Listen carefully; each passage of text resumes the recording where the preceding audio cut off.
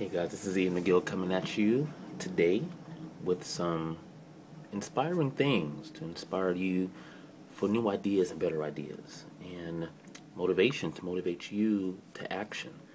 You know, there's a scripture that I actually go by in my life when it comes to dealing with other people. And the scripture is a good life scripture for, like I said, when I'm dealing with people, which is what I love to do. You know, but the scripture, it's in the Bible, it's the book of 3rd John, uh, verse 2. And what the scripture says, is that I wish above all things that you may prosper and be in health, even as your soul prospers. Once again, I wish above all things that you may prosper and be in health, even as your soul prospers. You know, and when it comes to your soul, it's talking about the things that make up who you are, your soul. You know, it's my love, my wish, for you to prosper. It's my wish for you to actually be developed on the inside out. You know, I know that when it comes to your self-image, that your self-image reflects the type of prosperity that you have. Your self-image reflects your success. You know, so I wanted to come at you today and just tell you some information about myself, about who I am. You know, there's a lot of things, that has happened in my life, where I come from, and you may be watching this video here, and you have a lot of things that's actually gone on in your life, bringing you to where you are now, but, I was remembering today, that's why I was coming to you, that, there was about four colleges, that was in my life, four colleges that I was dealing with, after high school, and I graduated in 1995. And one of those colleges I didn't even try to attend. In other words, I got information about the college there. I was able to go to that college based on music, for a music scholarship. And I looked at it, I was like, man, I'm not even going to try to go to that college. There was another college that I decided to actually attend, and I was there, for music performance and computer engineering. I was at that college for, and I was only there for a year. And then there was another college that I had moved across the country to the state of California. I'm currently living in California now, and I'm glad I'm living here. And I was at that college for about 2 years, and I was there for music performance, music education, and theological studies concerning that at that school, theological studies. And I was only there for about 2 years. And then the next college after that I was going to, I was there at that college for a little less than a year, and I didn't go to that one. I didn't even finish that college, So, I just want to let you know a couple of things about myself, and that's one of the things that I don't talk about a whole lot, about my life. That was four different colleges that was going on inside, But there's a reason why I didn't either go to the colleges. There's a reason why I didn't finish the colleges, because I didn't finish any of them. I didn't get any degrees, from those colleges at all. And, and I really don't have a desire, to go back to college just to finish. The only reason why I would go back to college now was just for education only. And that education is not for me to use to gain money. Education is not for me to use to gain, prestige and be able to get into the good players club. It's only for education purely. And there's a lot of things I'm doing now to get in that education that I need. I was going to those colleges, or trying to, because I had some desires. I was desiring to play brass instruments for trumpet very well and professionally, get paid for playing trumpet. That's what I was going to school for music. It was my desire to be able to compose and write music, for orchestration, choirs and choral groups and different bands and instruments and ensembles. So I wanted to learn the theory of piano. It was my desire to actually learn more about computers and computer engineering, because I knew way back then in 1995 that there was a thing that was going on. This was in 1995. So if you remember, during that time, 1995 was when, the Windows programs really started blooming then. And it was actually a big deal, because the programs were very extensive now for automated computer drafting and design then, and now you can just get regular home programs for that. But I just knew there was something about, computers and programming and social medias, that there was something there for life. And I'm currently now, in the network business that I'm doing for network marketing. I really was able to dive into that, But there was a reason why I didn't go to those colleges, or didn't finish those colleges, even though I had those desires. Another desire that I had was, to really delve into, with my beliefs as a Christian for theological studies concerning that, being able to help people spiritually as well as, physically, and mentally, but to help them spiritually based on my beliefs. One of the colleges I was going to was a Bible college that was there as well. But I didn't go to those colleges, or I didn't finish those colleges for a reason, and it's because I ran out of money. I ran out of money. And you may be listening to this video here, and there's some endeavors you was trying to do that you can probably relate to, that you either decided not even to try to go to it or didn't finish it because you didn't have any money concerning that. That first college, man, it was a big deal. I was right out of high school, and things were set up there that I was able to get.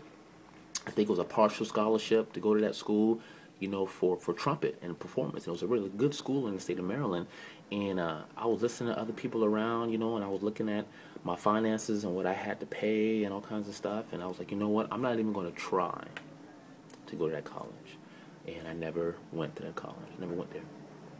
The one I went to next after that was one I thought it was just lower in price, to pay to go to school. So I ended up going to that one. And I was there for about a year, and I got some sickness started happening in my body and so forth, that I was paying more money. I was paying money to that to help me for, bills, for medical bills and so forth. But for that school, I didn't finish that school because I ran out of money.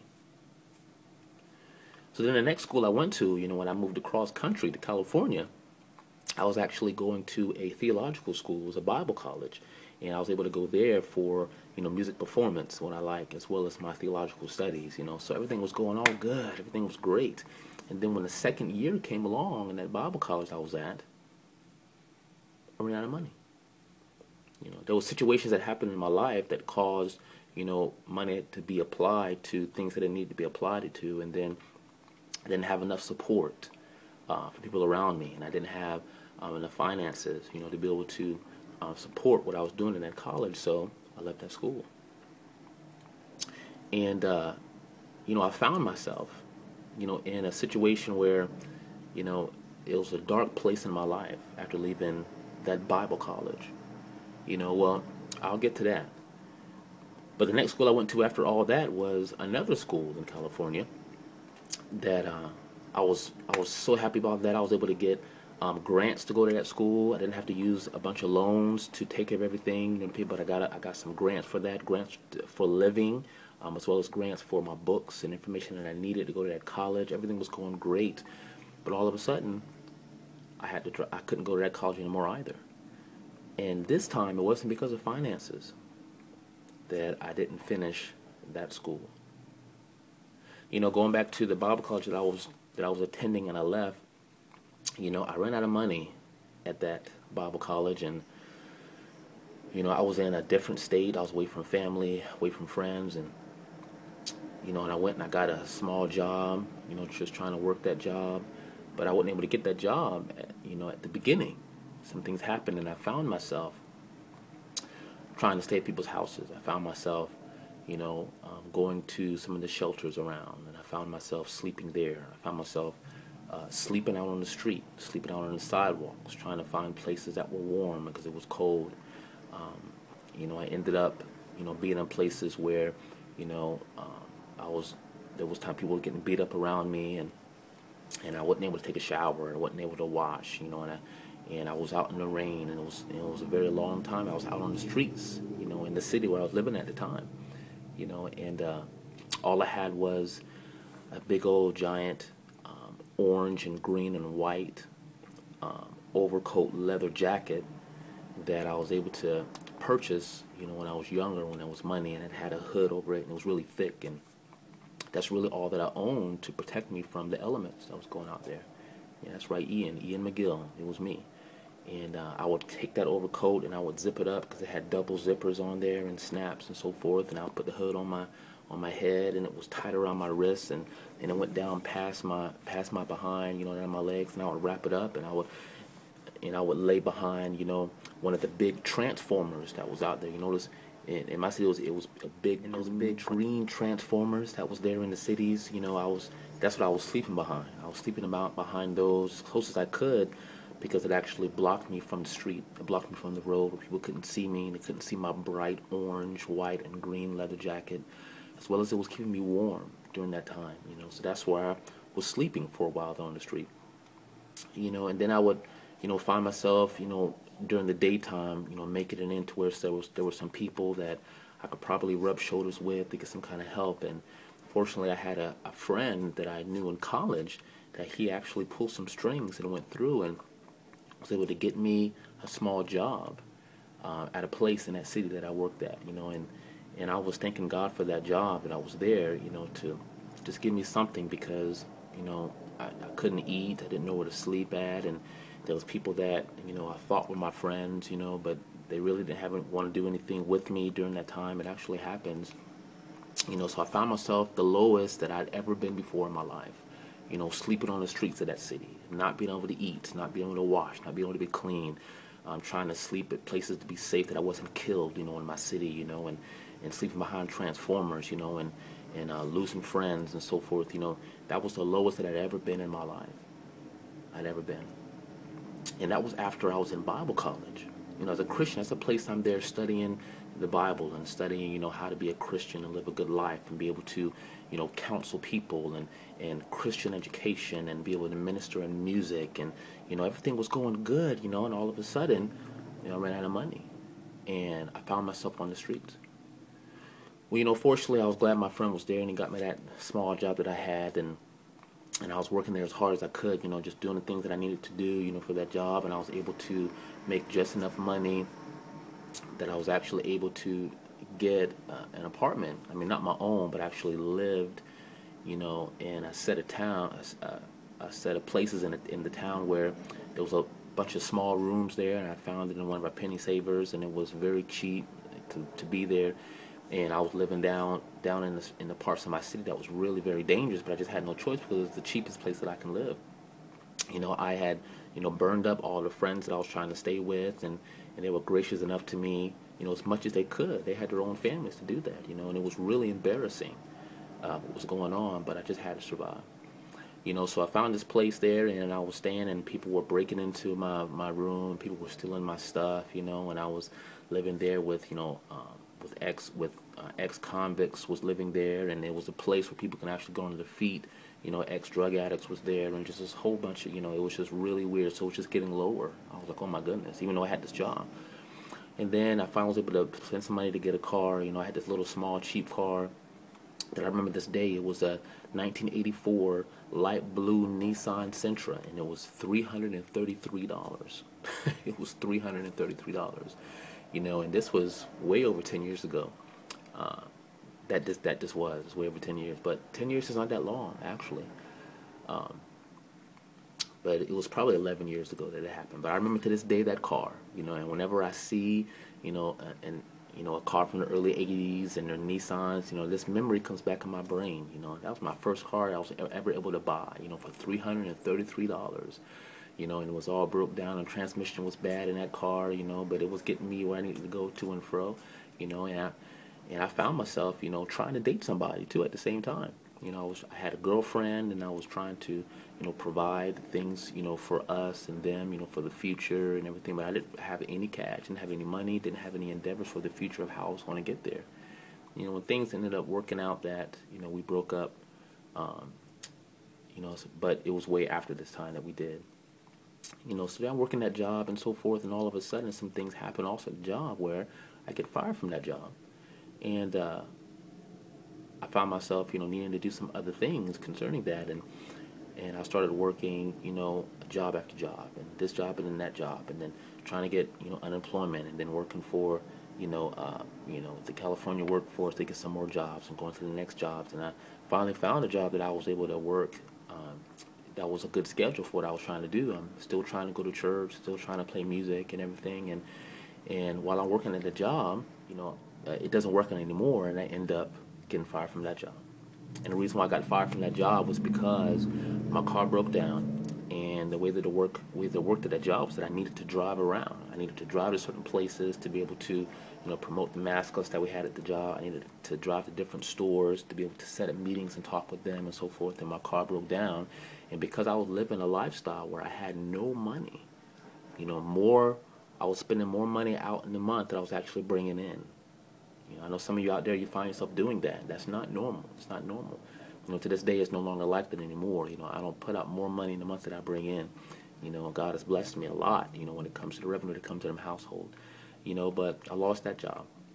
So I ended up staying with friends again, at that place. There's somebody out there, I know you understand this, you end up staying with family, staying with friends, because you can't just make it on your own.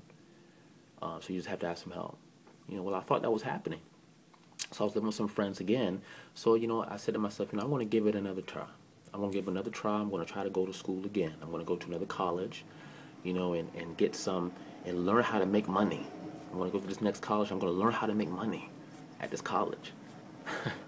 It's not always the case. It's not always the case. But I went to the college because I wanted to learn how to make money, because I wasn't making enough money at that. So I'm going to that college and that school, and what ends up happening is that my friends that I had and doing some other things, was going on in their life. I was there, I was a burden on their lives, and I'm a man, right? I need to take care of myself, but I needed some help. And they ended up leaving, and all of a sudden I ended up on the street again. I was on the streets again, living. And I didn't know what I was going to do, so I was able to finally find somebody that wanted to give me a chance, and he let me come and stay at his house. And he was actually staying with his mom at the time still. He was still living there. He was going to college too, and if you're a parent out there, I know you understand, trying to provide for your child while they're trying to go to school and provide. That's what's going on. I was staying there. Well, I was also in a bad neighborhood, and what ended up happening there caused me to stop going to that college too. If you remember at the beginning, I said there was a college that I stopped going to, and it was because of finances this time, but something actually happened. And what ended up happening there, I found myself in a bad situation where I got caught up in some trouble that was going on, and I found myself shackled hand and foot. And I found myself in a jail cell. That was the lowest that I ever been before in my life. And I know there's some people out there that their stories worse than me when it comes to what they've gotten into, but I'd never even been in trouble before, not like that. And I found myself in a jail cell, and I was sitting there shackled hands and foot. I remember this day, they make you wear these slippers when you're walking around, and I was a high, I don't know, a high volatile, or high priority, inmate there, where I had to be separated from everybody because of the trouble that I'd gotten into, that I found myself. I remember trying to walk around with my ankles were shackled and my hands were shackled, and one of my slippers was broken, and it kept falling on the side when I was trying to walk. It kept falling on the side, and I couldn't walk straight because my slipper was broken. So here I am in jail, shackled hand and feet with a broken slipper, just trying to walk around and take care of things that I needed to do at that jail. And, I found myself looking around and asking, how did I get here? How did I get here? And finally the day came where I was getting ready to go before the judge, and I was getting ready to set up a sentence, and I was getting ready to go to prison. So I'd been in this jail cell for 3 days and 3 nights, not knowing what was going on, and now I'm getting ready to go to prison. And by the grace of God, that judge, he actually let me go free of charge. All the charges was dropped that was charged against me. There were some things that happened where it was no contest. That's what they call it. They call it no contest. So they actually set me free. But I still have no place to live, and I'm staying with friends again, trying to do what I can, and I just didn't know what to do, So finally I got out of jail, and I was staying with some friends and working some things out. Well, something finally came up. I had another friend that moved back to town that I went to college with before, and he asked me to come and live with him, to actually help him in his household to build it up. And from that place, I knew that I'd found what I needed. I knew that I found a way to actually build my life up again, So I went from, a high school student, and I had a promising career. I had won the Louis Armstrong Jazz Award for trumpet playing. I was the, top tier trumpet player, and then I had all these colleges I was trying to go to, 4 colleges that didn't work out, even a Bible college, trying to be a preacher, trying to be a minister, trying to be a counselor. Found myself on the streets, in the city that I was at. Found myself in jail, getting ready to go to prison. And the recurring theme through all of that was the lack of money. That was just a recurring theme through the whole thing, was a lack of money. A recurring theme through everything. So I'm living there with my friend there, and finally, I get a call from a place that I had actually applied 2 years earlier, and it was at a corporate job. And I jumped at that. Oh, I was so happy. Finally, I'd have it. Finally, I found what I needed to have, and I went to that corporate job, and it was in 2004. And I started working that job and doing my best, and things was coming up, and I was making more money, and I was making about $12.30 an hour, and I never made that much money before, and it increased to like $13 an hour, and then to $15 an hour, and I was there, and it was about 5 years, and it increased some more, about $20 an hour, and in that interim time, I had found my current wife right now. She's a wonderful woman, and she's a good support for me for everything that I do, and we begin to live a good lifestyle. There were some desires that I had. I had desires to play trumpet. I had desires to play keyboard for composition, like I was saying in the last blog. I had desires to actually build a lifestyle for my family that was different than some of my other friends. So I'm there at the job, and I'm like, oh, man, this is it. Everything's going to be so good. I'm getting ready to put some money into my growth stock mutual fund. I'm getting ready to set things up for the future and so forth, and I'm there, and all of a sudden 8 years comes, and then all of a sudden it's almost 9 years, and all of a sudden I get laid off from that job, along with 180 of my fellow employees get laid off from that corporate job. I try my best to be placed me someplace else in there that I can, for the type of money that I had. Don't you understand? Don't you know that I have a lifestyle? Don't you know that I had desires all these years for my family and my friends and myself to come up and just set them up for the future? Didn't you know who I am? But they didn't really care. It was about the business, and I was laid off along with 108 of my fellow employees. And all of this emotion came back again on top of me. During that time there at that job I was at for almost 9 years, there was a friend there, and his name was John Chapman. And he and I was laid off together. And John's a good friend of me right now. And he is actually in the business that I'm in right now for network marketing. He is actually my mentor. Yeah, John Chapman, he actually was laid off at that job also. And he's now reached, and he's making, let me see, he's now making 6 figures in this network marketing business that I'm in right now.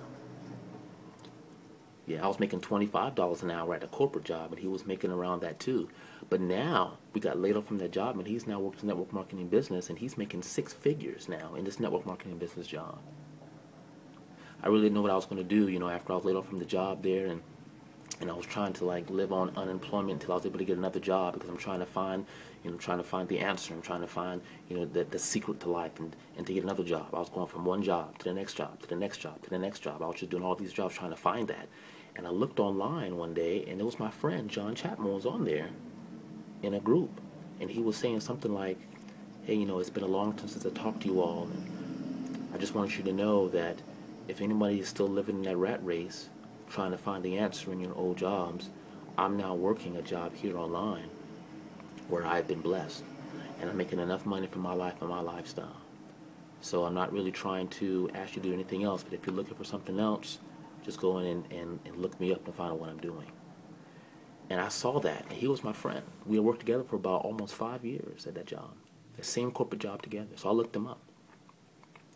And I can say now that I've actually found a home here in the Prosperity team. I've now found a home here with my friend John as my mentor. I've now found a home in this network marketing business where I can scale my lifestyle, and I can scale my business as high as I want to scale it to. The lifestyle I was looking for my family and my wife and myself, is now able to be attained. When it comes to commissions that I make here, I have to worry about all the rigmarole. I don't got to worry about being laid off anymore. I don't got to worry about being on the street. I don't got to be worried about thinking that something is good and finding the light at the end of the tunnel, and all of a sudden it's going to burst and change. I don't got to worry about not having enough money to go to school and go to college just to get the education that I have. You may be out there, somebody who you've been trying to do all the steps you thought was right, and it's been a recurring theme throughout the whole thing about not having enough money. Just think about what's going on with you, and just go and click the link at the end of this blog here and find out about this home here in the Prosperity team. Put your effort into something that's actually going to bless your life and bless your business and help you to scale as high as you want to scale it. If you found yourself going through life and going through things that just wasn't cutting out, and you end up getting lower and lower and lower in your life, give your life a chance to be lived, finally. And join me here on the Prosperity team. Click the link at the bottom, and I'll see you on the inside.